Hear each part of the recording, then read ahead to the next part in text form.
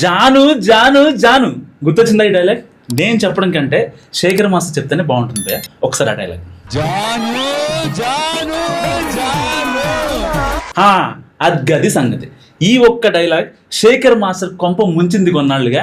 So అయితే ఇన్నాళ్ళు జాను లిరిని ఆకాశానికి ఎత్తేసిన శేఖర్ మాస్టర్ ఇప్పుడు ఒక్కసారిగా దించేశాడు. ఒక షోలో ఫోక్ డాన్సర్ జాను లిరిని బాగా పొగట్టడంతో వీరిద్దరి మధ్య అదేదో ఉందంటూ కూడా అప్పట్లో గట్టి కామెంట్స్ వచ్చాయి. సో శేఖర్ మాస్టర్ అండతోనే ఆమె విన్నర్ అయిందంటూ కూడా పుకార్లు షికారులు చేశాయి. మా మధ్య అదేదీ లేదంటూ మీ మర్సి క్లారిటీ ఇచ్చేశాడు. ఒక అమ్మాయిలో టాలెంట్ మాత్రమే చూస్తానని ఇంకేమీ నేను చూడనంటూ శేఖర్ మాస్టర్ కుండ బద్దలు కొట్టేశాడు ఒక ఇంటర్వ్యూలో. జాను అందరికంటే చాలా స్పెషల్గా డ్యాన్స్ చేసింది అనిపించింది. అందుకే ఆమెపై ఆ స్టేజ్ పై కూడా కొంచెం అప్రిషియేషన్ చేశాను. దాన్ని పట్టుకుని సోషల్ మీడియాలో ఏదేదో రాసేశారు నా మీద అంటూ కూడా కొంచెం ఆవేదన వ్యక్తం చేశాడు.